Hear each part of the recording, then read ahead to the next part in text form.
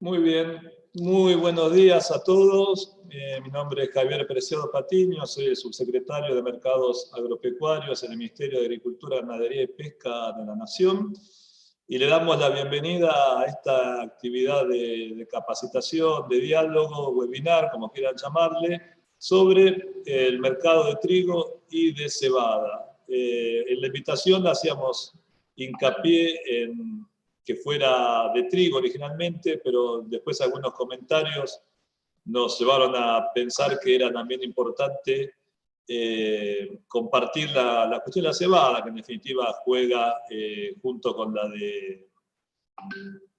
de trigo. Vamos a la dinámica es la siguiente. Va a estar primero, hacemos una presentación, yo, el subsecretario de Agricultura Delfo Bujalot, y le vamos a dar el pase a Santiago Sánchez Pla, que es un analista de los mercados granarios que está radicado en Francia y que tiene una visión muy global de qué es lo que está pasando en este gran negocio que es la agricultura a escala mundial. Tenemos prevista una duración de 20 minutos para su exposición y después lo va a continuar Gustavo López, que muchos ya de ustedes lo conocen, porque no todos, que es un analista local con mucha experiencia en el conocimiento de este mercado, que nos va a dar una perspectiva más local y regional. Es importante ver qué pasa con el tema de Brasil. Van a poder hacer sus preguntas, dejar sus comentarios a través del canal de YouTube. Esas preguntas las vamos a ir recogiendo y después se las vamos a transmitir a los panelistas para la discusión. Estamos previendo que la actividad termine aproximadamente 12:30 horas, o sea que esto llevará 1 hora y media. Y esperemos tener al secretario de Agricultura, Ganadería y Pesca, Jorge Solmi, para que cierre esta actividad. Si su agenda está complicada, quien la va a cerrar es el subsecretario Delfo Bujalot. Así que bienvenidos. Antes de darle el pase a Santiago Sánchez, lo que les quiero contar es que realmente estamos en el inicio de esta campaña 2021-22, viendo una gran actividad. Una de las cosas donde se refleja es en el registro de exportaciones para ya lo que se va a marcar a partir de diciembre, cuando empieza el nuevo año comercial, donde vemos un buen volumen ya de negocios, productores de escala mediana muy numerosos ya tomando posición con sus ventas de un trigo que todavía ni se sembró. Y en líneas generales, creo que tenemos condiciones buenas en cuanto a los precios. El clima esperemos que nos ayude y que nos permita tener una buena siembra. Es el objetivo y el deseo de este ministerio lograr superar las 7 millones de hectáreas, como ya lo ha manifestado nuestro ministro Luis Basterra en ocasión de la Fiesta Nacional de Trigo en Leones. Queremos que se siembren 7 millones y nos encantaría que la producción sea por encima de las 20 millones de toneladas. Yo recuerdo, y lo comentaba con Gustavo y con Santiago en la previa, cuando se decía que la Argentina no podía pasar más de las 15 millones de toneladas porque eso podía afectar el precio de nuestro cereal en los mercados globales. Y creo que la competitividad de nuestro cereal hoy es tan clara, tan firme, que podemos colocar nuestro producto en los mercados asiáticos y ser competitivos frente a otros orígenes que tal vez están más cerca. Pero todo eso va a hablar Santiago y va a hablar Gustavo, así que bienvenido, muchas gracias por acompañarnos. Le cedo la palabra al subsecretario de Agricultura, Delfo Bujalot. Delfo, es tuyo. Bueno, muchas gracias, Javier. Para ser breve y dejar a los que saben, agradecerte la invitación y agradecer la presencia de todos. Desde nosotros, desde el Ministerio, somos optimistas respecto a la campaña que viene.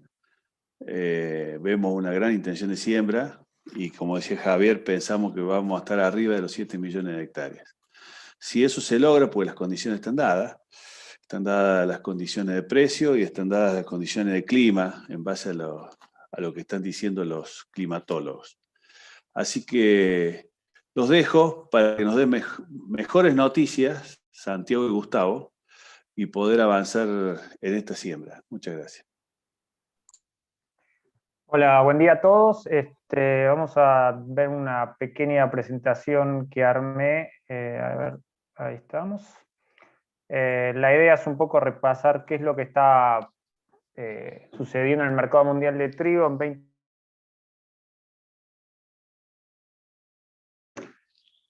Básicamente, lo que primero tenemos que ver es dónde estamos en términos de precios, y bueno, ahí pueden ver que tengo graficadas los precios en Chicago en dólares por tonelada del trigo, maíz y la soja, con un trigo que está bastante cercano al precio del maíz en $225, un maíz en $2.15 y una soja que está claramente por encima, es lo que más ha subido últimamente.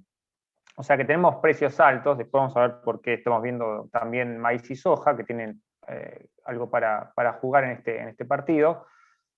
Pero cuando lo vemos en términos históricos, con un gráfico que vamos hasta 1973, más o menos, que arrancó la operatoria en futuros en Chicago, vemos que la línea azul, que es el maíz, perdón, que el trigo, estamos lejos de los picos máximos que habíamos tocado en el caso del trigo en 2013, inclusive en 2011 habíamos estado todavía por encima de los $300, y ni hablar que en el 2008, casi 2009, cuando habíamos tocado casi $500 en el trigo en Chicago. O sea que el precio ha mejorado, estamos en los mejores precios de los últimos 5, 6, casi 7 años, pero no son los valores máximos. En el caso de la soja, fíjense que sí estamos más cerca de los máximos que habíamos tocado en los mismos años que habíamos hablado antes, y el maíz también está, digamos, en valores bastante cercanos al máximo, que había sido casi $300.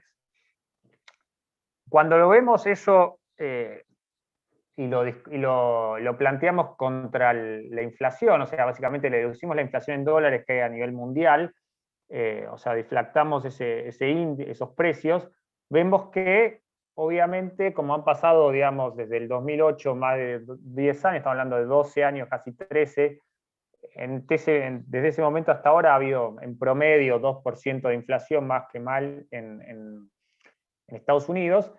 Entonces, los precios de hoy, o sea, un $225 de hoy no es lo mismo que $225 de hace 12 años atrás. O sea que los precios están altos, pero cuando los vemos en términos históricos no están tan altos, y cuando inclusive tomamos en cuenta la inflación en dólares que ha habido en el mundo, no son precios exacerbadamente altos. Son mucho más altos que los bajos del fin de los 90, inclusive de estos últimos años del 2010 para acá. Pero bueno, tenemos todavía, los precios podrían subir bastante más. El mercado ya va a pagar precios de todo, de maíz, de soja y de trigo, mucho más altos en términos reales.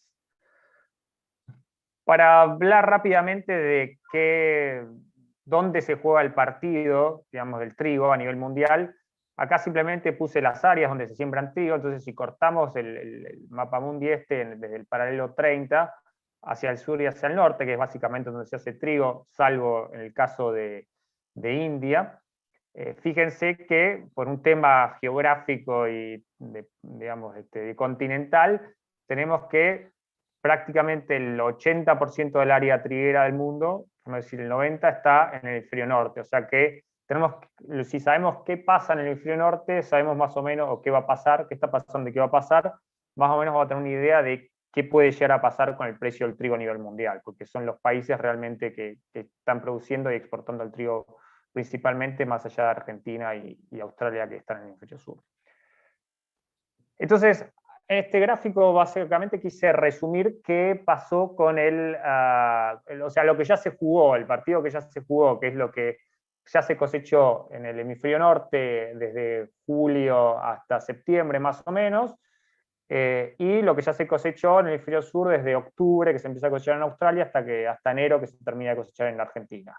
O sea, esto más o menos no creo que cambie mucho los volúmenes producidos, y estos serían los saldos exportables. Entonces fíjense que tenemos un saldo exportable que a nivel total está subiendo 4 millones de toneladas, con una caída muy fuerte en Europa, que cayó 11 millones de toneladas, el saldo exportable de 38 a 27, y en parte eso fue compensado principalmente por la suba fuerte que hubo en Australia, que vamos a ver una cosecha récord, y leves subas en los países de la ex Unión Soviética, que son básicamente Rusia, Ucrania y Kazajstán, y algo también en Norteamérica, en Estados Unidos y Canadá. O sea que en líneas globales, el saldo exportable de lo que sería la campaña comercial hemisferio norte, que va de julio a junio, tenemos que hay 4 millones de toneladas más para exportar.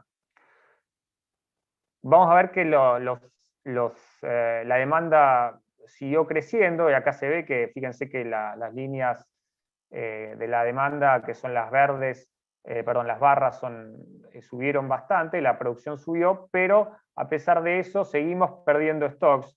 Y fíjense que estamos a nivel mundial, esto es un balance sacando China-India. ¿Por qué le saco China-India? Básicamente porque de los 300 millones de toneladas de stocks que hay a nivel mundial, China en teoría tiene 150 millones, o sea que China tiene la mitad de los stocks mundiales de trigo, que si son verdad o no son 150 esta discusión, y es muy difícil saber qué es lo que pasa realmente en China. Y la otra parte, y aparte China no es un país que exporte naturalmente trigo, entonces básicamente es un país que deforma un poco el balance mundial. Y lo mismo pasa con India, que de las 300 tiene 40 millones de toneladas de stocks, y es un país que en líneas generales no importa como China, pero tampoco exporta, o hace muchos años que no exporta. Hay alguna duda ahí si va a exportar o no, porque los stocks vienen creciendo y parece que los indios van a cosechar una cosecha bastante grande de trigo este verano, con lo cual podría haber algún tipo de saldo exportable en India, que depende, yo creo que lo van a exportar siempre y cuando los precios bajen. Si los precios no bajan del trigo, no se van a arriesgar por un tema de seguridad alimentaria. Pero bueno, básicamente para mostrar que los stocks, con el trigo que ya tenemos cosechado, y en algún lado lo tienen los productores o lo tienen la industria, los exportadores, tenemos una proyección, por lo menos hasta julio, de stocks relativamente bajos. No son stocks extremadamente bajos de hace 10 años atrás, del 2012-13, pero son los stocks más bajos de los últimos 8 años, 7 y 8 años. Para colmo de males, tenemos que en el lado de la oferta ha habido políticas bastante novedosas, si se quiere, en el mercado del trigo, que son las políticas de cuotas de exportación y de retenciones que han impuesto Ucrania, que ha puesto cuotas de exportación, y Rusia, que ha puesto ambas cosas, tanto cuotas como retenciones. Fíjense que Ucrania puso casi 18 millones de toneladas de cuota exportable de trigo para este año. Ya ha vendido y exportado 13.700.000 al 1 de marzo, es un 80% del saldo exportable, y le quedan 4 millones para exportar, incluyendo marzo, hasta junio, lo cual es bastante poco. Fíjense que de los 18, 4 millones es un volumen pequeño. Y Rusia ha puesto una cuota de 17,5 millones, pero que engloba todo lo que sería granos que exportan, que incluye también algo de maíz, cebada y centeno. No se sabe cuál es esa composición, esa participación, para exportar del 15 de febrero al 30 de junio. Y además ha puesto retenciones que han ido cambiando. Puso retenciones al trigo del 15 de febrero al 28 de febrero de 25 euros por tonelada, después la subió de ahora hasta el fin de la campaña vieja o actual a 50 euros por tonelada, y anunció que a partir de la cosecha nueva, o sea, de la campaña nueva, del 2 de junio, va a poner una especie de retención móvil, que es un 70% de la diferencia entre un precio índice o base que va a empezar a publicar en un momento, y $200. O sea, que a todo lo que supere 200, si el precio de referencia ruso está por encima de $200, el gobierno va a cobrar el 70% de eso. Eso ha generado, primero, bueno, que muchos países que son importantes compradores de trigo ruso y ucraniano, por ejemplo Egipto, principalmente Medio Oriente y Norte de África, han empezado a comprar de otros orígenes y han anticipado compras primero de estos dos países, y después han anticipado, han desviado compras a otros países. Y segundo, que a Rusia le está empezando a jugar en contra esta retención móvil futura, porque a los exportadores es muy difícil saber cuál va a ser la retención que van a pagar por negocios que se hacen hoy, o sea, ventas que se hacen hoy, no se sabe cuál es la retención que van a pagar en la nueva campaña, con lo cual, en las últimas licitaciones, por ejemplo, que ha hecho Egipto, Rusia no ha ganado casi ninguna, porque obviamente es muy difícil ponerle precio a algo que no se sabe cuál va a ser la retención, siendo una parte importante del precio final. La demanda mundial viene subiendo, fíjense que en promedio está subiendo unos 10 millones de toneladas, este año está subiendo bastante, en 2020-2021. Acá, en los últimos, digamos, del 2020 para acá, había un efecto positivo, si se quiere, del coronavirus, con la pandemia, el consumo de harina ha subido bastante, porque la gente se ha quedado en su casa y se ha dedicado a hacer pan casero, tortas y bizcochos y todas esas cosas, y ha aumentado bastante el consumo a nivel doméstico de pan en muchos países, no solamente en los países principales. O sea que tenemos una demanda subiendo bastante fuerte, casi 30 millones de toneladas este año, que fíjense que sea la segunda suba más alta de los últimos 20. A futuro, ¿qué vemos? Y hay una demanda bastante, digamos, el trigo históricamente era el cultivo que se decía que tenía una demanda más calma, si se quiere, que el crecimiento realmente estaba en las harinas vegetales o en el maíz, y que esos iban a ser los cultivos del futuro que más demanda iban a tener. Es un poco cambiado en los últimos años. Fíjense que a pesar de eso, la demanda viene subiendo. ¿Y dónde viene subiendo? Lo interesante es dónde viene subiendo. Y los países donde más viene subiendo y donde más va a subir es principalmente los países de África subsahariana, o sea, todo lo que está desde, digamos, desde el sur, donde termina el Sahara hacia el sur, y el Medio Oriente. ¿Por qué en esos países? Y algo también en el sudeste asiático. ¿Por qué principalmente en esos países y no, por ejemplo, en China o en India? Y particularmente, primero porque no producen trigo, porque fíjense que son países que están por encima o por debajo del paralelo 30, digamos, están en la zona tropical, donde a producir trigo es muy complicado. En África, salvo en una parte en Sudáfrica, en las zonas altas de Zambia, no se produce trigo. Sí se produce también algo en el norte de África, en Egipto, Túnez y Marruecos, pero digamos, por temas de fertilización y clima es bajo, digamos, el porcentaje que se produce ahí. Y segundo, porque son países que vienen creciendo, con crecimiento, digamos, de PBI alto, que viene subiendo, a pesar de que están en niveles bajos, o sea que el ingreso de la gente viene subiendo, se están urbanizando, la gente está pasando a vivir al campo, a la ciudad, se está occidentalizando también la dieta, y aparte son los países que presentan un crecimiento demográfico, digamos, más alto en términos relativos y absolutos también. Cuando uno ve las proyecciones al 2050-2100 que hace la ONU, ve que las principales megaciudades van a estar en África, por ejemplo en Lagos, en Nigeria, van a ser ciudades más grandes inclusive que hoy San Pablo o Tokio, por ejemplo. Entonces, a pesar de eso, digamos, ahí donde va a estar creciendo la demanda, fíjense que el 64% de la suba futura está en África subsahariana y en Medio Oriente prácticamente, el resto está en sudeste asiático. A pesar de eso, de esa suba, el ranking de países importadores se va a mantener más o menos con el status quo actual, que es Egipto, Indonesia, Filipinas, Turquía y Bangladesh. El partido que se empieza a jugar, bueno, es lo que ya se sembró en el hemisferio norte. ¿Y qué es lo que se observa? Y prácticamente que no hay grandes problemas de humedad en casi ningún lugar. En Ucrania tenemos una buena condición hídrica, en Rusia prácticamente también, ahí les puse las zonas donde se produce trigo, en Europa está muy bien. Y en la parte donde estaba peor, que era básicamente el sudeste de Estados Unidos y una parte de las planicies del norte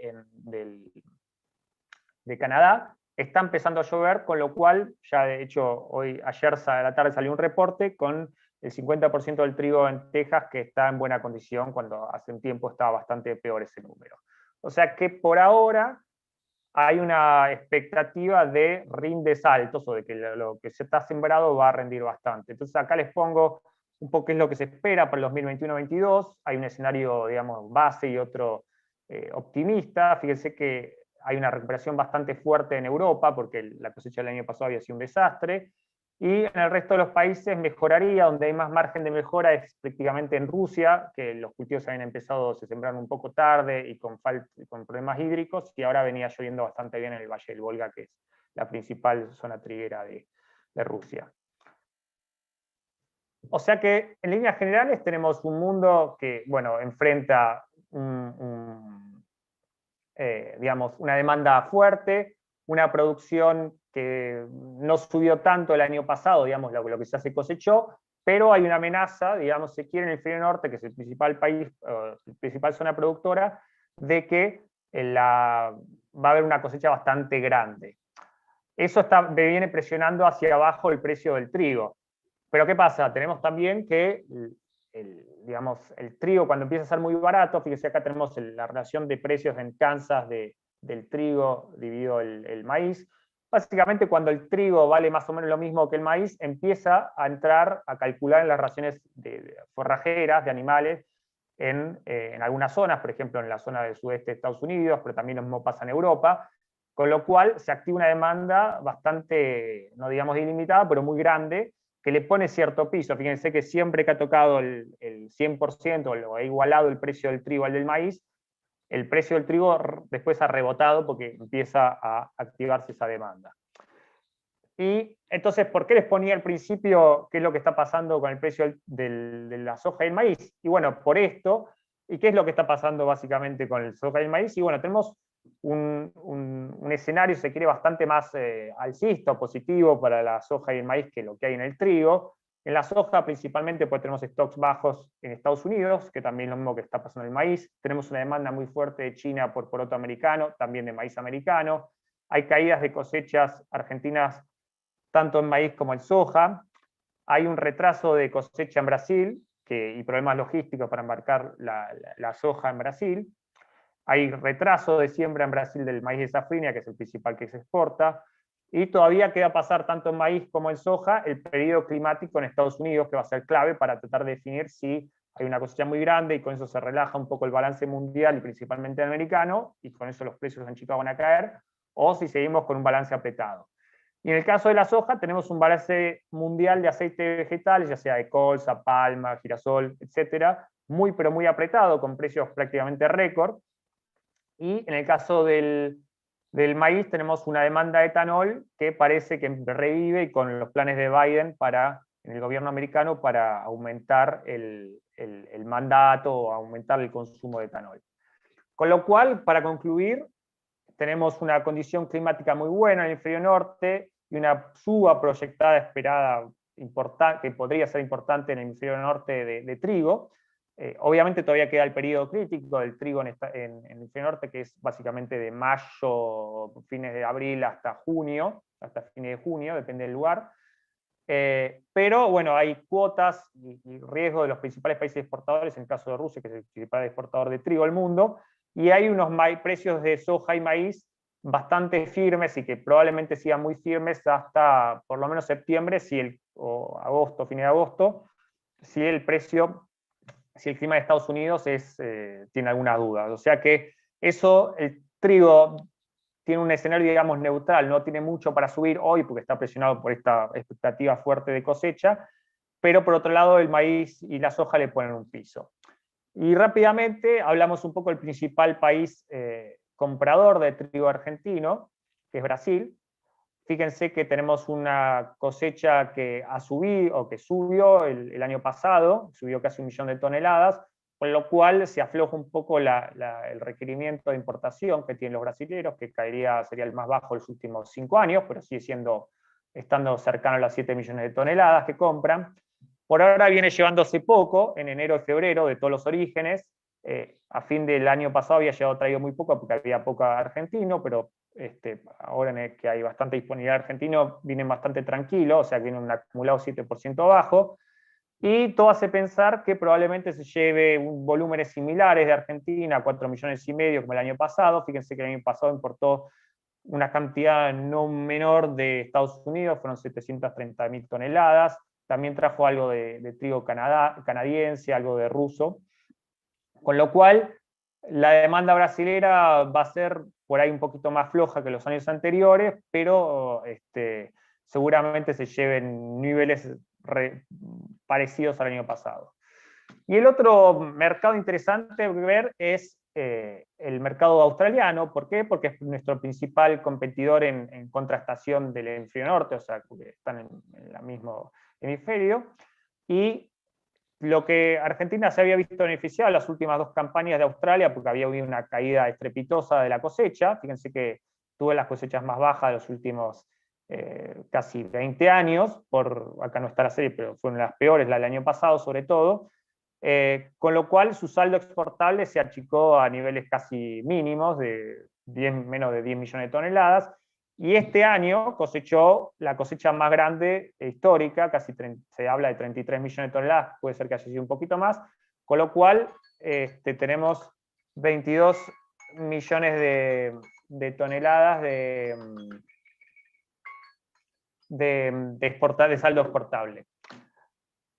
Esto es importante porque Argentina había llenado, digamos, ese vacío, si se quiere, donde exporta. Fíjense que ahí tenemos a dónde exporta trigo Australia, básicamente exporta al sudeste asiático, a una parte de África, pero sobre todo al Medio Oriente, y entonces competimos principalmente con Australia en Indonesia, Bangladesh, Tailandia y Vietnam, que son países importantes para Argentina. Este año, y probablemente el año que viene, vamos a tener una competencia bastante importante de Australia en esos destinos, con lo cual no va a ser tan fácil colocar la mercadería, los precios van a tener cierta reticencia a subir. ¿Qué es lo que se está viendo? Bueno, no sé si lo han visto en las noticias, pero hace poco, la semana pasada, la anterior, unas lluvias históricamente altas en la zona de Sydney, que es la zona triguera, la zona sudeste de Australia, con lo cual hay un perfil de humedad, y les puse las lluvias con porcentaje de lo normal, subió casi el 600% de lo que llueve normalmente en esa zona, con lo cual tiene una humedad subsuperficial y superficial enorme, con lo cual, bueno, si con el precio alto que hay actual, más esta humedad disponible, es probable que intenten sembrar mucho, y salvo que se revierta la historia, pero se está volviendo a hablar de un episodio, de hecho hoy salió que se acabó la Niña, pero que se va a mantener dentro de todo neutral, inclusive se habla de posibilidad de una leve Niña a fin de año. Eso generalmente implica lluvias superiores a lo normal, o sea, con una cosecha alta. Y para 2 segundos sobre cebada, no les puse ninguna slide, pero básicamente el cebada lo que está pasando es China.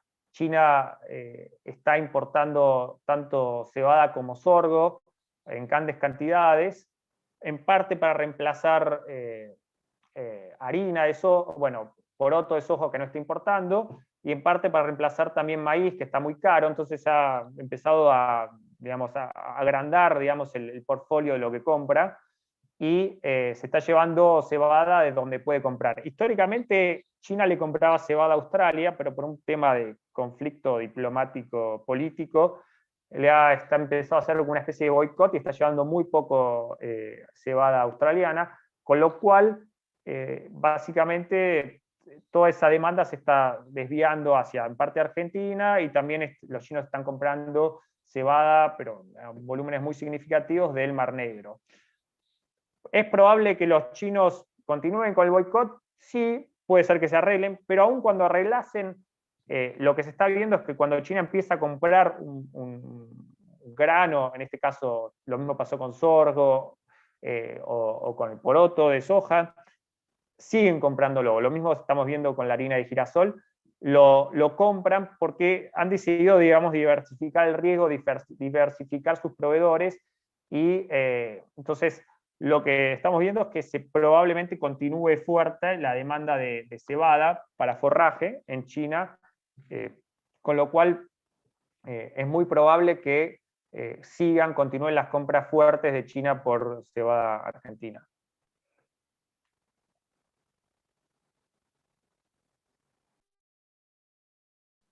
Fantástico, Santiago, la verdad, muy buena tu presentación y muchas gracias por compartirnosla.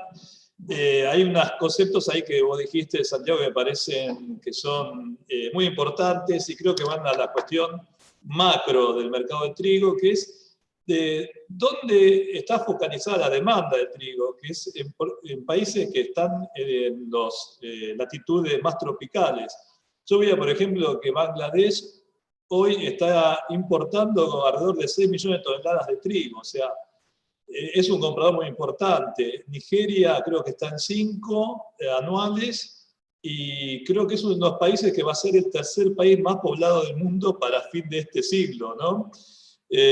O China mismo, que si no me equivoco, tiene una previsión de 8 millones de toneladas de trigo.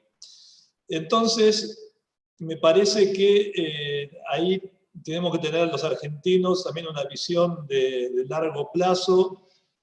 Somos muy competitivos ahí, sabemos que además tenemos esa posibilidad que otros no tienen de hacer el doble cultivo, con lo cual, si somos inteligentes y nos podemos organizar bien, podemos mejorar mucho nuestra producción y, digamos, abordar estos mercados que sabemos que van a estar comprando trigo en los próximos 5, 10, 15 y 20 años.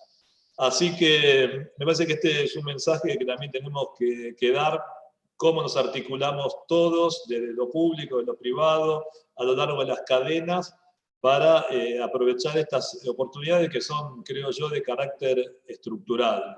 Santiago, bueno, ahí les recuerdo a los que nos están siguiendo por el canal de YouTube, que primero esta va a quedar guardada, o sea que se va a poder acceder en cualquier momento y ver esta charla.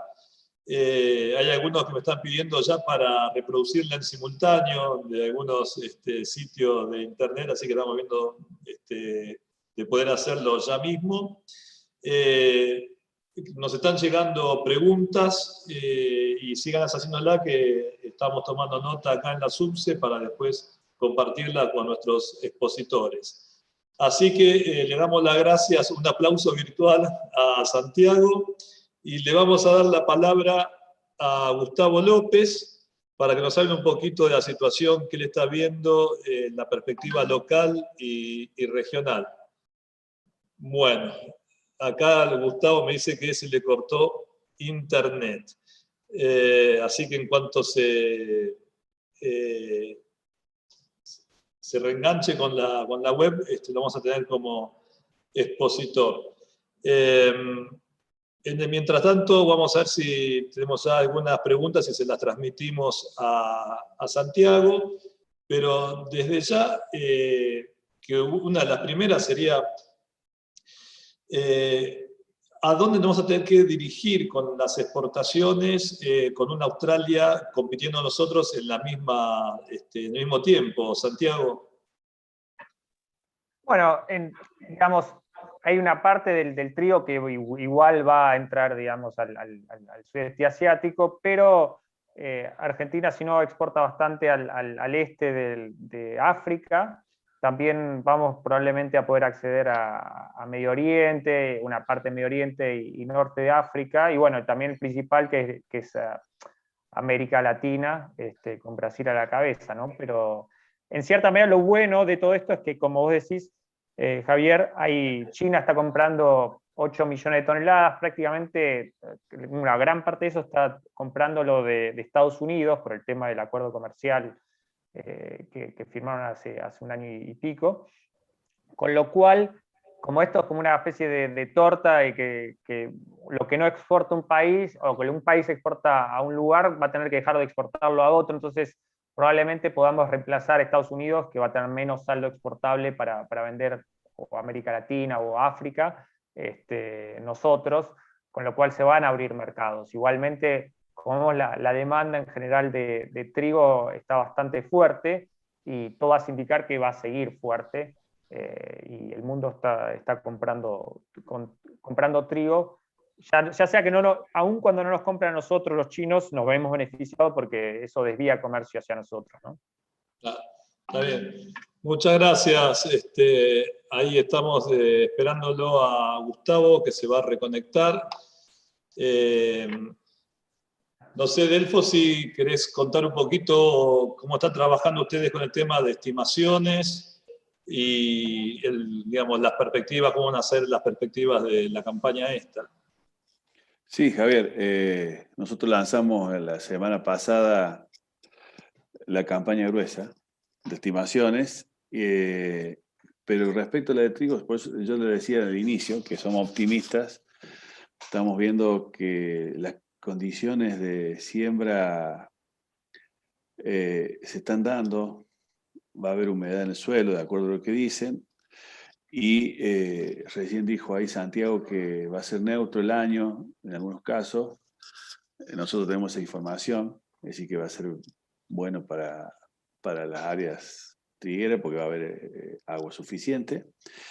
Y por otro lado, estamos viendo que los márgenes de los productores en todas las zonas son positivos. Es decir, la ecuación es positiva, ayuda cuando haces el doble cultivo, la soja también tracciona mucho con el tema del margen.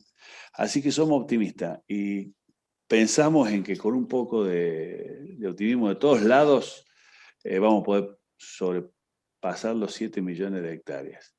Eso nos va a llevar a una producción de 20, 21 millones de toneladas y nos va a hacer mucho más fácil el abastecimiento del mercado interno y del externo.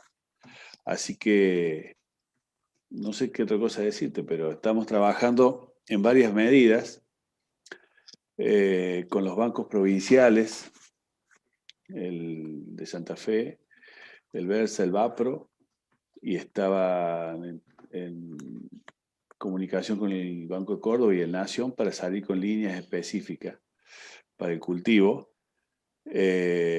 haciendo hincapié en la fertilización, en el fertilizante, que es el insumo que más influye en el rinde, con el agua suficiente, con el agua necesaria es el que más influye. Así que con eso podemos pensar que vamos a poner un salto en la producción este año respecto del año pasado.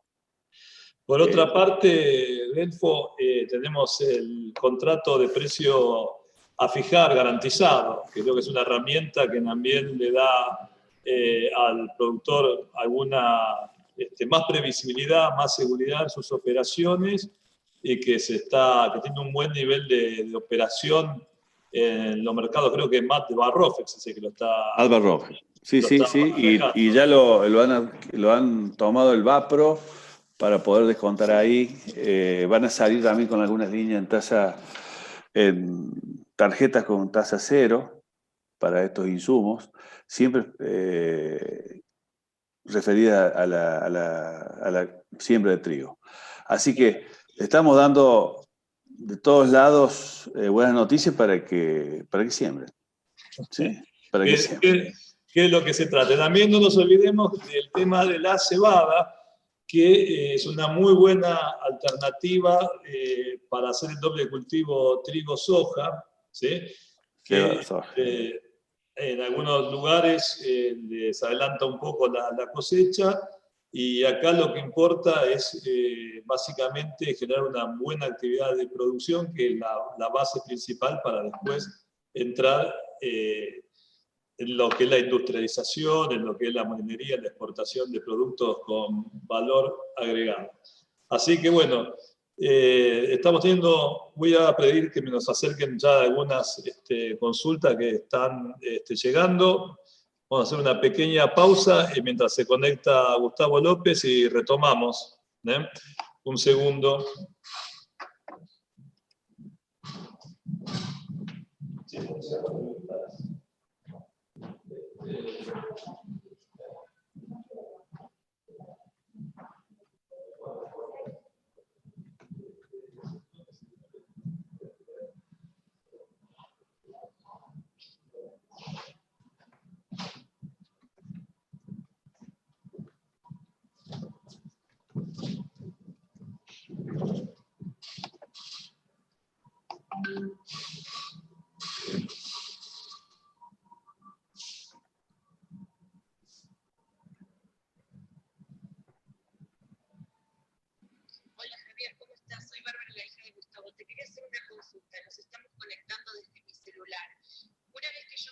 ¿La imagen ya la ve todo el público o simplemente vos y ahí le das el aire? Eso necesito entender, así ya nos organizamos. Gracias.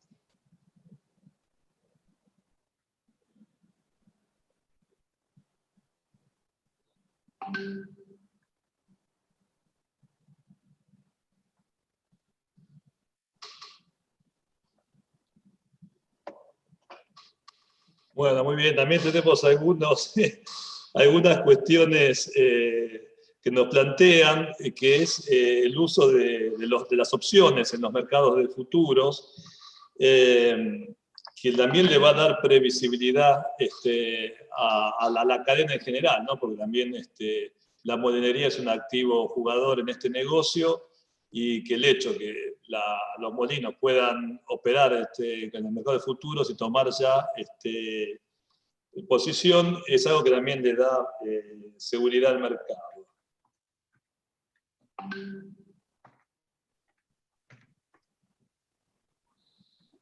Creo que está conectado ahí ya, Javier. Está muteado. Hola. Bueno, ahora sí está Gustavo López. Bueno, Gustavo, gracias por salvar la situación con la ley de Murphy, ¿no? Si algo negativo puede pasar, va a suceder, y se cortó la internet en tu casa. Así Sí, que gracias por el esfuerzo de volverte a conectar. Bueno, sí, realmente fue un problema del internet, así que estoy por celular. Lamentablemente no puedo ver las transparencias, pero igual voy a intentar de comentárselas para que les quede un poco claro qué es lo que teníamos previsto presentar hoy. Bueno, gracias Javier por el espacio. La idea, a partir de un poco de lo que venía hablando Santi, de lo que vos dijiste al principio de todo, es hacer algunas reflexiones sobre el nuevo ciclo de trigo, las expectativas que nosotros tenemos respecto al nuevo ciclo de trigo 21-22. En realidad teníamos una primer placa, pero solamente para que quede el concepto de cómo había evolucionado el trigo a lo largo del tiempo. Bueno, nosotros vemos que en realidad ha habido una suerte de, yo diría, si tomás desde el año 2000 en adelante, una suerte de serrucho, ¿no? En materia de producción y de área sembrada. Eso se debió, bueno, a distintos conceptos, algunos relacionados con el clima, sin lugar a dudas, otros relacionados con las políticas aplicadas, pero bueno, básicamente, y quiero destacar en ese sentido que ya llevamos varios años con una tendencia relativamente sostenida, ¿no? Con algunas variaciones que pueden haberse dado, por ejemplo, en este último ciclo, el 2021, en materia de implantación del trigo, porque no fueron los mejores, digamos, condiciones en ese momento, que en definitiva se tradujeron en menor producción. Pero en términos generales, yo diría de que hay una tendencia a una apuesta al trigo importante, una apuesta que además permite que en el conjunto de todos los granos haya una suerte de equilibrio y mucho más sustentable para lo que es básicamente los aspectos agronómicos. Antes teníamos una muy fuerte orientación hacia los oleaginosos. Hoy yo te diría de que entre cereales y oleaginosos estamos en un porcentaje mucho más equilibrado, probablemente entre el 55 y 45% a favor de los oleaginosos, pero insisto, mucho más equilibrado. Te hablaba del ciclo 2021 con sus bemoles. No fue la mejor producción, claro, comparada con la anterior, que evidentemente habíamos logrado casi el récord absoluto en materia triguera.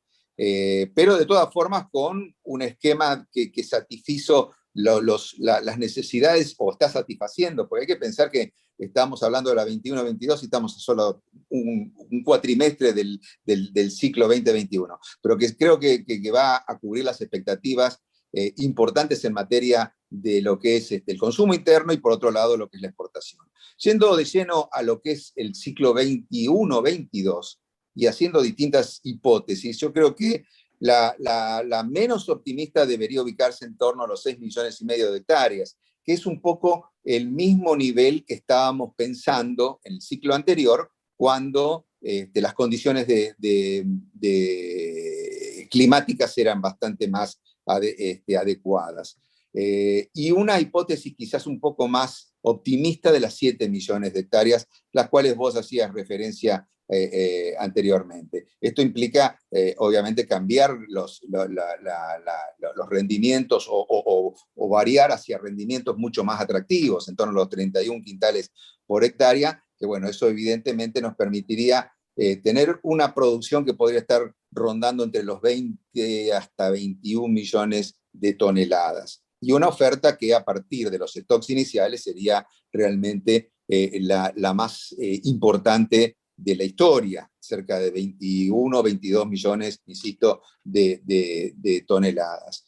Si uno descuenta los consumos internos, que son relativamente estables, todos sabemos que van de la mano del crecimiento vegetativo de la población, vamos a tener una exportación de mantenerse esas condiciones realmente muy, muy relevante, quizás de 13 o 14 millones de toneladas.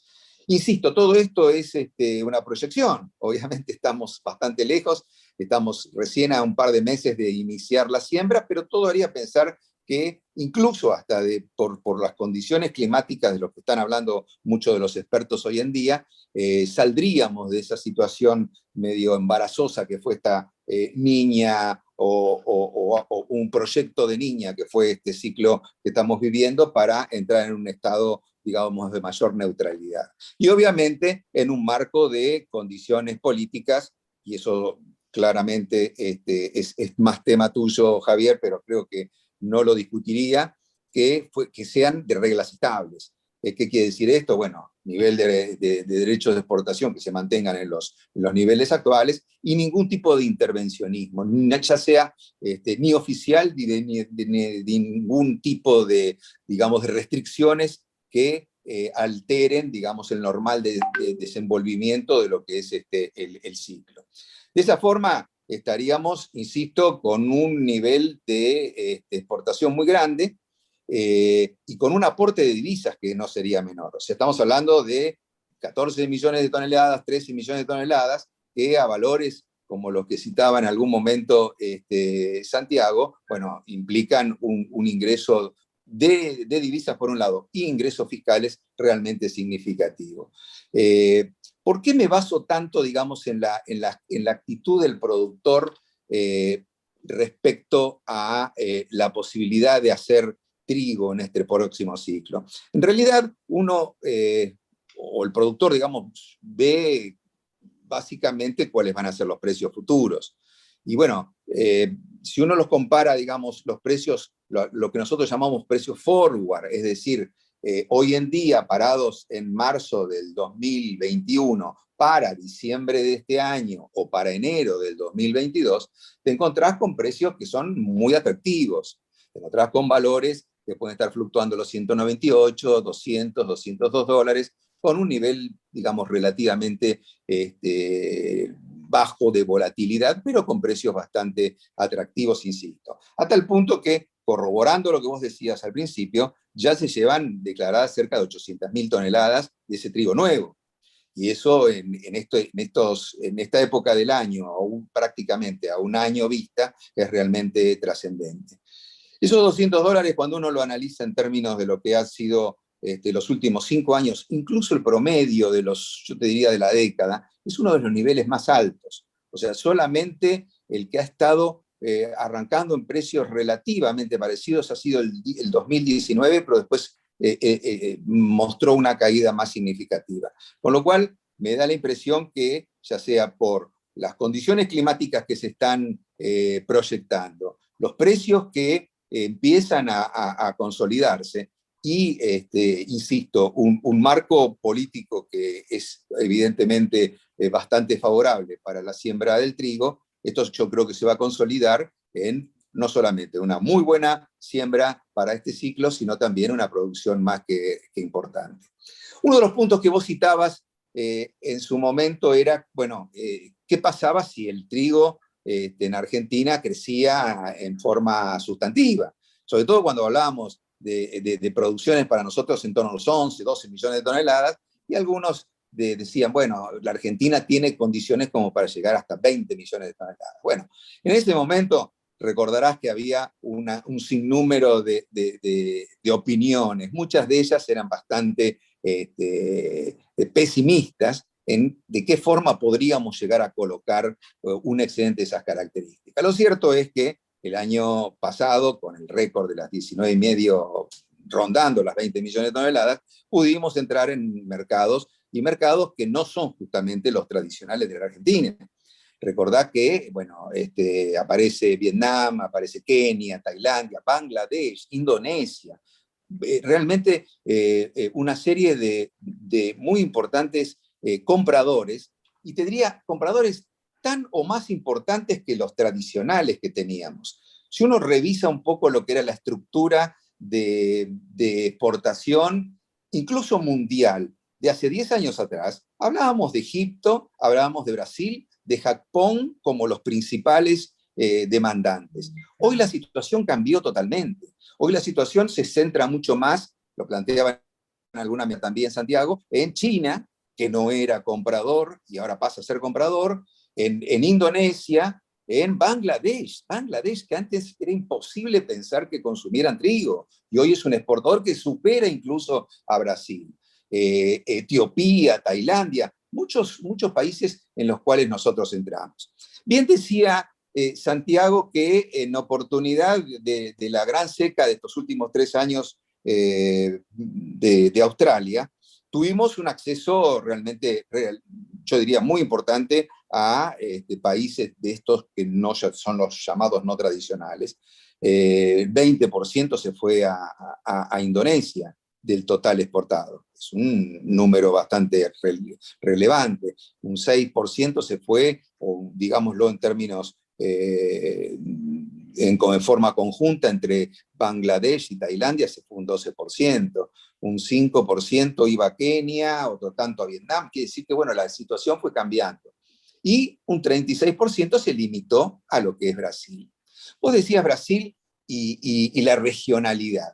Brasil sigue siendo, obviamente, como algún querido amigo nos decía, es una suerte de un mercado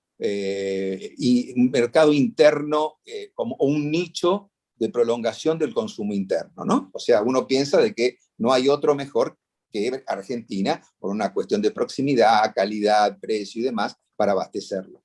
Pero también Brasil se fue quedando en el tiempo. Brasil, yo recuerdo que cuando de pronto uno hacía algunas elucubraciones en los años 90, pensaba que toda la producción de Argentina no iba a alcanzar para Brasil. ¿Por qué? Porque en esos momentos consumía entre 6 y 7 millones de toneladas, o 5 y 6 millones de toneladas, y que a lo sumo nosotros, como principal mercado, podíamos abastecerlo en un 80-85%. Esto fue que con el tiempo se fue desdibujando, y hoy siguen consumiendo niveles relativamente parecidos. Con lo cual, el mercado triguero argentino se fue atomizando. Y esto es lo que hoy en día estamos observando. Si bien todavía no tenemos datos concretos, estamos transitando el primer cuatrimestre, a pesar de la competitividad que tienen países como Australia y como otros que llegan al sudeste asiático, seguimos participando en ese mercado. Eso es algo que yo creo que es importante destacar. Seguimos participando y en volúmenes que no son menores. Con lo cual me hace pensar que no es el gran dilema el hecho de del volumen como para ingresar en estos mercados. Por otro lado, los mayores consumos, como planteaba en algún momento Santiago, hace que las ofertas que son de otros orígenes también empiecen a reducirse. Con lo cual, la accesibilidad a muchos de nuevos mercados para Argentina es realmente sostenible. Yo suelo siempre hacer una suerte de comparación de precios para Brasil, incluyendo nuestro arancel externo común o sin arancel externo común, ¿sí? O sea, ¿qué pasaría si el día de mañana, bueno, en este marco de relación con nuestros amigos, nuestros vecinos brasileños, desapareciese del Mercosur el arancel externo común? Hoy Argentina sigue siendo competitiva por múltiples razones. Si uno lo compara con los precios de Estados Unidos, de Francia, de Alemania, de Rusia, hoy en torno, digamos, a los 270, 270 y pico de dólares, sin considerar los australianos o los canadienses, por ahí quizás en otro estrato de calidad y bastante más alejados, considerando los fletes y considerando las tasas digamos, de importación por bandera, en fin, una serie de cosas, nos hace sumamente competitivos en el marco de Brasil. Por lo cual seguiremos teniendo a Brasil como el gran mercado, sin lugar a dudas. Pero sí ahora mucho más ampliado en cuanto a todo lo que es el resto del mundo. Yo te decía, y un poco lo planteabas vos también al principio, que en realidad este análisis no debería centrarse exclusivamente en términos de trigo, sino que tendríamos que ser un poquito más amplios y pensar en lo que es la cosecha fina en su conjunto. Estamos hablando de una cosecha fina que incluye a un gran producto, o un producto, digamos, en plena expansión, que es la cebada.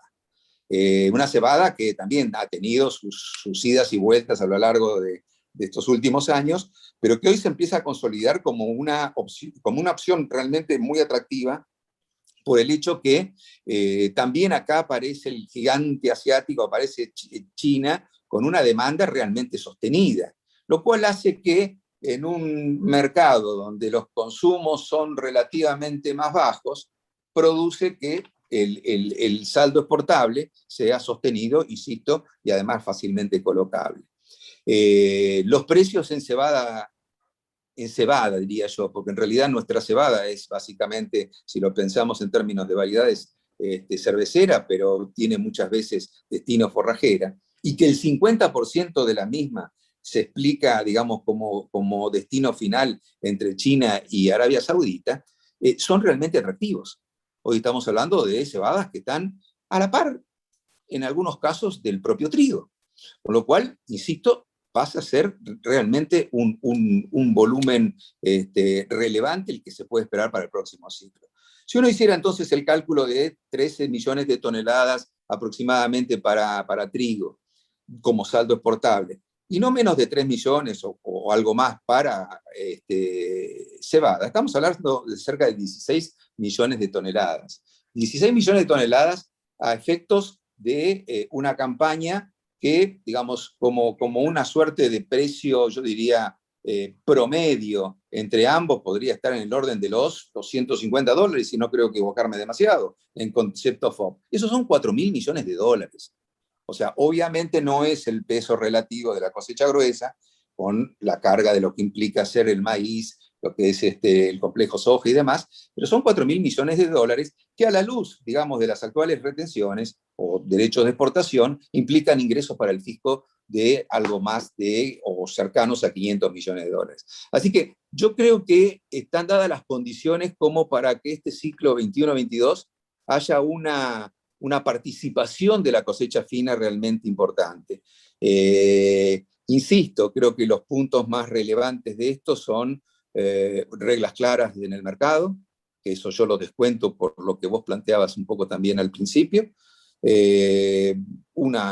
digamos, una suerte de concertación en este esquema que se está dando últimamente de mesas de cada uno de los productos, pero particularmente del trigo, donde haya realmente un consenso generalizado entre todos los sectores hacia dónde estamos apuntando, abasteciendo lo que es el consumo interno, sin lugar a dudas, pero dejando claros cuáles serían los niveles de exportación, y obviamente en un marco de un clima que sea compatible. Creo que el resto está dado, los precios están dados, incluso, y acá ya termino, no quiero demorarme mucho más, incluso hasta producto, digamos, de la inercia que generan el resto de los commodities. El caso del maíz, el caso de la soja, que como vimos tienen precios realmente atractivos. ¿Y por qué eso? Porque a la luz de lo que son las comparaciones entre cultivos, bueno, el trigo se va volviendo relativamente barato, y eso genera una suerte de sostén en los precios de este cereal. Y además hay que pensar que un 20% a nivel internacional del trigo tiene por destino el uso forrajero. Así que por ambas vías yo veo un precio relativamente sostenido, pero por sobre todo veo un atractivo muy importante para el productor, ya con nuevas herramientas, ya sean el mercado a término o las opciones o los propios forward, pueda ir cubriéndose y generando al menos un margen teórico como para cubrir sus costos y en definitiva que sea rentable su producto. Fantástico. Gustavo, realmente estamos con un profesionalismo increíble, son las 12 en punto y acabamos de terminar tu exposición, que era lo que estábamos previsto, a pesar, bueno, del inconveniente que tuvimos con la conexión interna. Así que, Gustavo, de nuestra parte, muchísimas gracias. Un par de cuestiones. Tenemos más de 250 conectados a nuestro canal de YouTube, realmente es una respuesta muy buena para lo que es esta actividad. Como les decía, entendemos que esta actividad es parte de un diálogo que construimos desde el Ministerio de Agricultura, Ganadería y Pesca, en este caso la Subsecretaría de Agricultura, la Subsecretaría de Mercados, con el sector, con las cadenas. Hay un diálogo permanente también a nivel institucional, con la mesa del trigo, con los distintos actores. Las puertas de nuestras subsecretarías están abiertas y nuestro empeño es para que a todos nos vaya mejor, a la sociedad argentina, que realmente venimos golpeados por esta pandemia, por una economía que realmente la estamos tratando de sacar adelante, y en este sentido el campo es una herramienta fundamental para todos nosotros, todos argentinos. El compromiso de este ministerio con la producción de trigo y de cebada, con la fina, es permanente nuestra preocupación para que todo fluya y sobre todo defender al productor, que es nuestro sujeto el primero. Nos han llegado muchas preguntas, así que voy a tratar de resumir algunas. No sé si me estás escuchando bien, Gustavo y Santiago. Esta tal vez es más para vos, Gustavo. ¿Me estás escuchando? Sí, te escucho. No tengo ahora visión, Perfecto. Pero te escucho, sí. Bueno, acá lo que dicen un poco es cómo ves el precio del trigo enero, ¿no? Entiendo lo que quieren transmitir es, si vos ves hoy un enero creo que está a 198, el MAT Barroflex, si lo estás viendo para arriba, para abajo, se empalma con el viejo trigo, ¿para dónde? Y bueno, obviamente, ¿qué recomendarías, cómo recomendarías defenderte económicamente, ¿no? con esto? Si va a la suba o si va a la baja.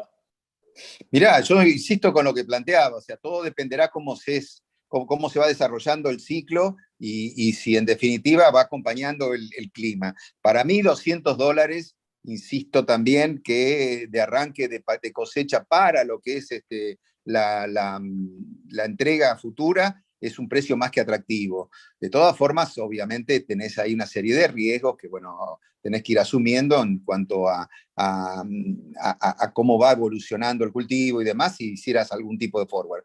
Pero si no, ya están apareciendo algún tipo de opciones, con lo cual establecer una suerte de piso sería muy, muy interesante. Pero me da la impresión que todavía no está dicha la última palabra, y es posible que con el tiempo podamos ver precios mejores todavía.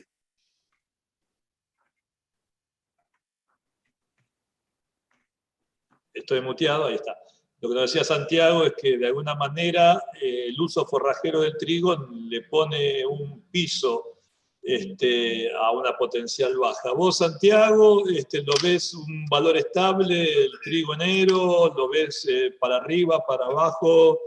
¿Cuál sería tu percepción hoy, ¿no? Sin hacer futurología, por supuesto. Perdón, lo interesante es que digamos, en Argentina hay un inverso, de hecho el enero vale menos que el actual, que el precio actual. En Chicago el precio del trigo está más flat, o sea, está más, vale prácticamente lo mismo lo que vale hoy que lo que vale la producción en diciembre.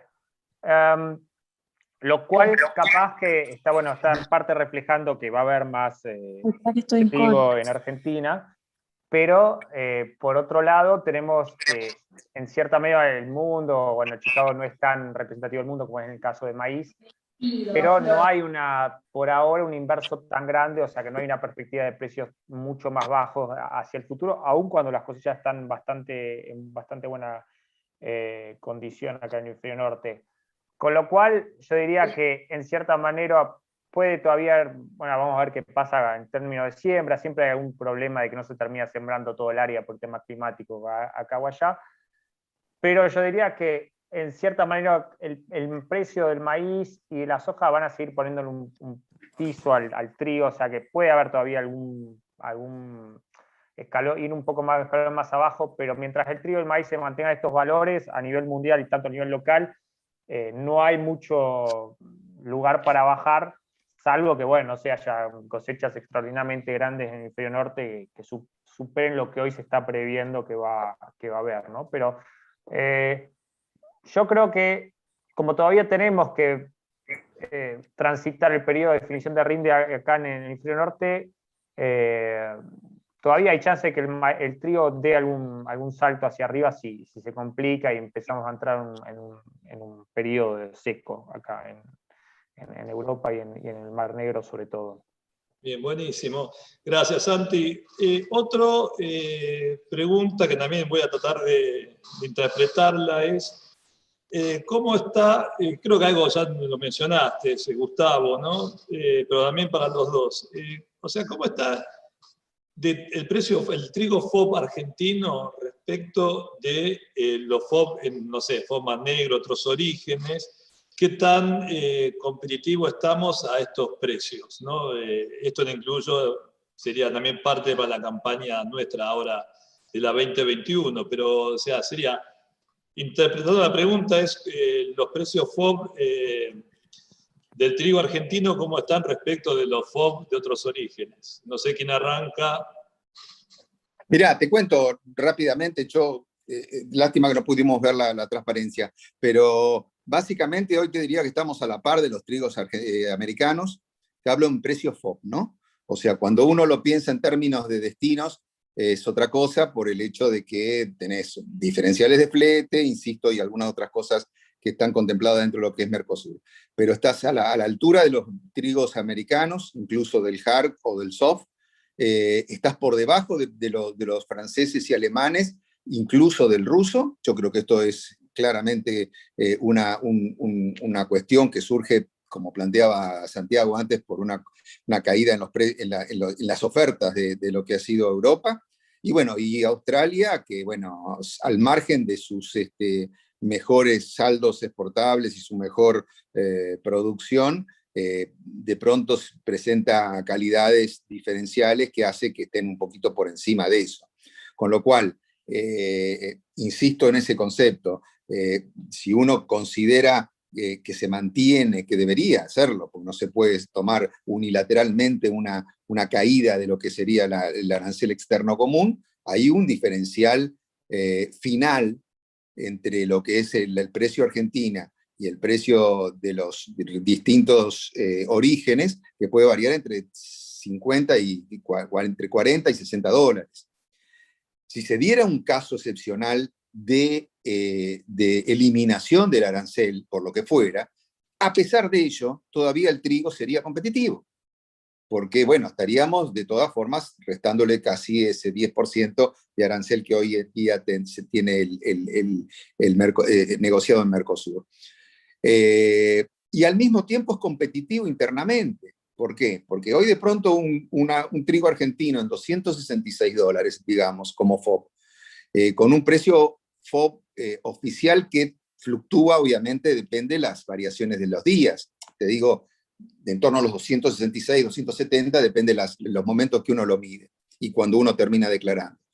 Con los gastos de exportación, el FOBIN llamado, los gastos digamos, de retenciones y demás, yo creo que todavía, a pesar de todo, mantiene un margen para el exportador. Con lo cual creo que es bastante sano ese mercado. Y no descartaría que se sigan produciendo también algunos otros negocios en este esquema. O sea, pienso que no solamente es competitivo, para Brasil en especial, sino que es rentable. Muy bien, muy buenos comentarios. O sea, Eso también es importante, saber que de alguna manera Brasil está, no te digo obligado, pero sí que la conveniencia del molinero brasileño está en el trigo argentino, claramente, además de todo el vínculo ya comercial que se establece. Y no es fácil cambiar un proveedor por otro, todos sabemos lo que cuesta. Así que desde ese punto de vista, el título que me gustó es nuestra competitividad en el mercado brasileño está intacta, aún si descontáramos el arancel externo común. Incluso te diría, Javier, cuando muchas veces a lo largo de estos últimos años han amenazado con cupos especiales de otros orígenes y demás, fíjate que el ritmo de ventas de Argentina no se vio tan limitado, con lo cual el brasilero, y como vos bien decís, el molinero brasilero, sabe de las condiciones y la calidad del trigo argentino, está acostumbrado a su procesamiento, la importancia de estar a 3 días de navegación, con 15 o 17 dólares de flete contra un trigo de Rusia que alguna vez compraron algún barco que tarda, no sé, más de 40 días y vale 37 dólares de diferencia de flete. Así que obviamente por cuestiones de índole hasta de regional, somos nosotros sus proveedores por excelencia. Muy bien, no sé si quieres agregar algo, Santi. No, o sea, solamente que, digamos, a términos absolutos, digamos, hoy para otros mercados que no sean el brasilero, el trigo más barato, hoy, bueno, sacando, obviamente sin meter el flete, el trigo ruso junto con el francés, el trigo americano está un poco más caro, porque el balance americano está bastante más caro. Pero bueno, como decía, el trigo ruso y el ucraniano tiene este tema de que hay cuotas de exportación y demás, o sea que les queda muy poco, lo que ya debe estar casi todo vendido, prácticamente todos están más pensando en la nueva campaña que la vieja ya, ¿no? Y si uno ve qué está pasando en las exportaciones argentinas, venimos con un ritmo de exportaciones bastante lento, tenemos ya embarcadas, incluyendo marzo, 5 millones contra el año pasado, hasta que la cosecha era más grande, estábamos cerca de 9, o sea que viene más, el trigo argentino va a irse tal vez no tan con temporalidad, o sea, no va a ser tan agrupado en el diciembre-marzo como fue el año pasado o el anterior, sino que va a ir saliendo más constante durante todo el año, que el año pasado prácticamente desde agosto se exportó muy poco, bueno, ya desde junio o mayo, inclusive se exportó medio 400.000 toneladas por mes. Creo que va a haber una cola de campaña más, con volúmenes un poco más grandes que el año pasado, si se exportan los 9 millones y monedas que probablemente se exporten, ¿no? Está bien, gracias, Santi. Vos sabés que llega una pregunta que me parece que en realidad Delfo va a dar pie para hacer otra webinar, pero focalizado en los costos de producción, ¿sí? Porque nos dicen cómo puede afectar el precio de los fertilizantes en la intención de siembra del trigo, ¿no? O sea que estamos yendo a lo que son los márgenes, los costos, la relación insumo-producto. Al respecto, y si querés te cedo la palabra a Delfo, si querés hacer algún comentario, de nuestra parte en mercados estuvimos viendo este tema. Hay una fuerte subida en los mercados globales de los fertilizantes, tanto de nitrógeno como fósforo, a partir de enero, febrero y marzo los más fuertes. Pero cuando uno mira los mercados de futuros de los fertilizantes, hay luego una caída importante del mercado de precios para octubre, noviembre. Y todo daría la impresión de que es una suba coyuntural por una situación puntual de oferta y demanda, posiblemente en función de lo que es la demanda de Estados Unidos para la siembra. Porque todos sabemos que con precios buenos el productor quiere invertir en lograr una mayor productividad por hectárea, eso implica poner más insumos, fertilizantes principalmente, y eso puede disparar la demanda. Lo que también hay que recalcar, me parece, es que el año pasado fue un año récord en importación de nutrientes, por lo menos los que venimos monitoreando acá, lo que son urea y WAN, monoamónico, diamónico y superfosfato han tenido, y bueno, roca fosfórica para la producción de superfosfato, han tenido niveles muy superiores a los años precedentes, ¿sí? Con lo cual debería haber un stock remanente de lo que fue de las últimas importaciones. Creo que en ese sentido el productor también debería estar atento no solo a cómo evolucionan los precios de los granos, sino también a cuáles son las perspectivas de los precios de los insumos, porque también hay mercados de futuros donde se pueden hacer coberturas y se puede tener por lo menos una idea de cómo va a evolucionar. Así que la propuesta mía ya es hacer un próximo webinar con el tema de costos, y ahora en lo inmediato, si querés hacer algún comentario, Delfo, que vos que estudiás los costos de márgenes brutos de los cultivos, te cedo la palabra. Sí, gracias. No, claro todo lo que, porque esto lo hemos hablado con vos, Javier, en algunas oportunidades, con el tema del crecimiento de los precios. Nosotros vemos que los márgenes hoy son positivos, no, salvo que el precio del fertilizante se dispare, cosa que en los futuros no estamos viendo eso. Además, hay una ley, o mejor dicho, está el proyecto de ley que, de acuerdo a lo que dijeron en estos últimos días, se va a apurar la sanción del Consejo, la ley del Consejo Agroalimentario, que fue consensuada con el Poder Ejecutivo, en donde están dentro o están algunos beneficios para el uso de fertilizantes.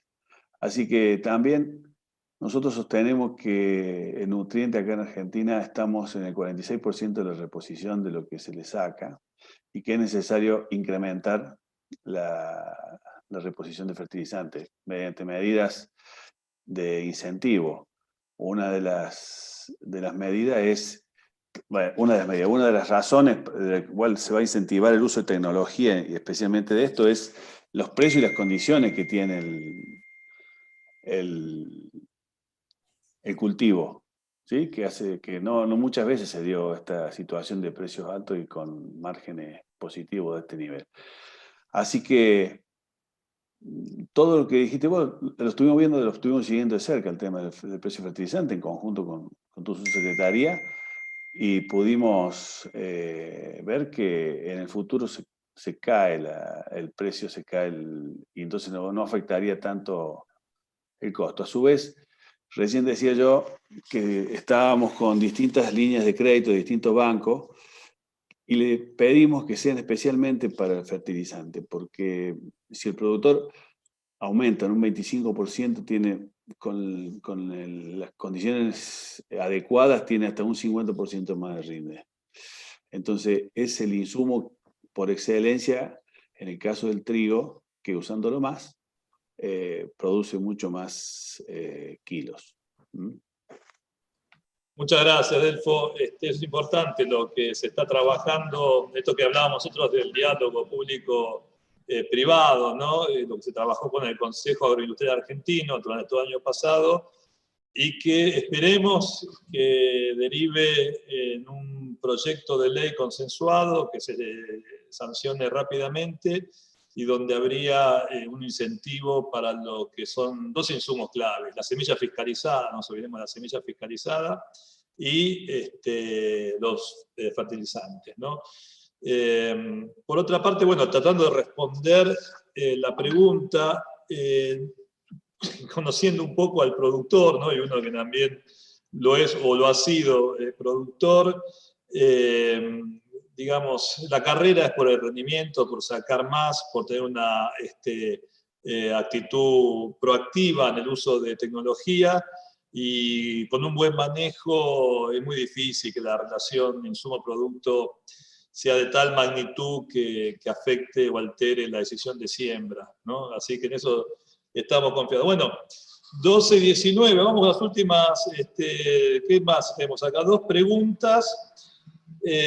Tal vez está más para Gustavo, por toda su historia, su conocimiento. Le preguntan, dice, ¿cómo ves el tema, ya que estamos, obviamente, el paraguas sería que estamos en esta carrera por la productividad y por generar la mayor cantidad de negocios para el productor, para la cadena, para el país, para toda la sociedad? ¿Qué tal factible ves que se pueda haber algún tipo de segregación con los trigos, ya que estamos entrando en esos mercados? Mira, este es un tema realmente de larga data, ¿no? En realidad se remonta a mucho tiempo. Bueno, vos lo dijiste en algún momento que el productor se fija mucho más en el rinde que en otras cualidades, digamos, ¿no? Pero igual, se podría hacer algún tipo de segregación. Creo que ahí hay un trabajo público-privado muy intenso que hay que realizar, ¿no? Por el hecho de que en realidad se pueden ingresar a mercados con diferenciales de precios que no son menores. De hecho, algunos lo logran, pero es un trabajo, digamos, bastante particular. Cuando uno se remonta, digamos, a analizar un poco los principales actores de ese tipo de especialidades, es Australia, es Canadá. Cuando uno analiza sus capacidades de almacenaje, de pronto, bueno, son totalmente superavitarias, y son además países que tienen en alguna medida una suerte de, no te diría monocultivo, pero una fuerte especialización en trigo, con lo cual les permite estar clasificando permanentemente este tipo de calidades. Te encontrás, ¿qué es lo que buscan algunos países, ¿no? O sea, de pronto, no es solamente la calidad por su calidad máxima. El japonés, por ejemplo, es un caso típico del mercado donde nunca pudimos entrar porque no teníamos homogeneidad en la producción. O sea, te encontrabas que los tipos querían, no sé, 10% de proteína o 13%, pero el de 10 que sea todo de 10 y no mezcla de 12 con 8. Y eso es lo que a veces nos produce esas limitaciones. Creo que sí, que es un mercado que es interesante seguir viendo la posibilidad de ingresar, pero yo creo que a la Argentina acá lo que le está faltando básicamente es toda la logística y toda la capacidad, digamos, de poder alcanzar volúmenes importantes digamos, con restricciones grandes, básicamente por la canasta que maneja, ¿no? Y la última cortita, Gustavo, para vos esta es, preguntan, ¿cuánto puede crecer el área de cebada? ¿Tenemos a tener un número? Mirá, lo que pasa es que, a ver, vamos por parte. ¿Cuál es el área actual de cebada? No, es un chiste. Simplemente que hay veces tenemos diferencias, y vos sabés bien que entre el sector oficial y el sector privado existen a veces diferencias de apreciación. Pero no es tanto en el caso de cebada. Hay otros que son más complejos como para dirimir, que no vale la pena tocarlos hoy. Pero bueno, yo creo que con esta posibilidad, digamos, que se presenta de una China bastante activa en ese sentido, yo no descartaría de que podríamos llegar a tener entre 1.200.000 y 1.300.000 hectáreas. No lo descartaría. Lo cual implica, y esto me da pie, digamos, a seguir el concepto del trigo. O sea, ese incremento que en términos porcentuales respecto al trigo es más que, respecto al año anterior de cebada es muy importante, pues un 20, depende cuál es la base que tomes, un 30, un 35% o un 40%, no afecta, digamos, a un cultivo tan grande como el trigo, que está manejando 6,5 millones de hectáreas. O sea, por eso creo que puede haber una suerte de mejora de ambos sin una sustitución tan clara, excepto en algunas zonas donde, bueno, la competitividad es muy fuerte. Pero creo que podemos acceder tranquilamente a ese hectareaje. Bueno, Gustavo, Santiago, realmente les quiero agradecer la participación y el tiempo que le han dedicado a esto, que yo lo baso fundamentalmente en el diálogo con toda la comunidad productiva y las cadenas. Realmente han estado muy bien y me parece que nos dan un panorama macro, global, que es más que interesante, ¿no? A las más de 250 personas que se han conectado en YouTube y bueno, a toda la gente en general, les digo que esto queda grabado en YouTube, así que lo pueden ver y después lo pueden ver para fin de año qué tan acertados o no estuvimos, ¿no? Que la tecnología ahora permite este tipo de cosas. Creo que también nos quedan un par de temas como para seguir esto, darle una continuidad, que como les decía, el tema costos de producción es importante, el tema mercado de insumos, que nunca se habla en general se habla mucho de mercado de granos, pero poco de mercado de insumos, y bueno, después cuando llega la campaña hay que poner la mano en el bolsillo y empezar a pagar una cantidad de cosas, pero me parece que si le podemos llevar información a nuestra gente de cómo se está viendo también el mercado de insumos, va a ser muy relevante. Así que con todo esto yo les quiero agradecer a todos los que estuvieron ahí conectados por participar, por mandar preguntas. Le quiero agradecer especialmente a la gente de informática de acá del Ministerio, que yo no soy un millennial precisamente, así que toda esta parte la han armado ellos, y a las secretarias de acá de la subsecretaría, a Delfo por la buena onda que siempre tiene, la verdad que estamos trabajando muy bien entre las dos subsecretarías. Lamentablemente Jorge Solmi, el secretario, nos acaba de mandar un mensajito que está en unas reuniones, bueno, son impostergables, pero el mensaje es el mismo que estamos transmitiendo nosotros. Quédense tranquilos, el trigo para nosotros y la cebada son dos cultivos esenciales. Sabemos lo que significa en el corazón del productor estas dos cosas, lo sabemos. Queremos que se siembre mucho, queremos que fertilicen, que tomen su mejor decisión, sea trigo o sea cebada. No importa si el gato es negro o blanco, lo que importa es que case ratones, decía Mao. A sembrar, muchachos, que vamos a tener una muy buena campaña, si Dios quiere. Así que a todos, Santi, Gustavo, Delfo, muchas gracias. Y ya nos vamos a estar reencontrando en la próxima. Saludos. Chao, gracias, Javier. Gracias, Gustavo. Chao.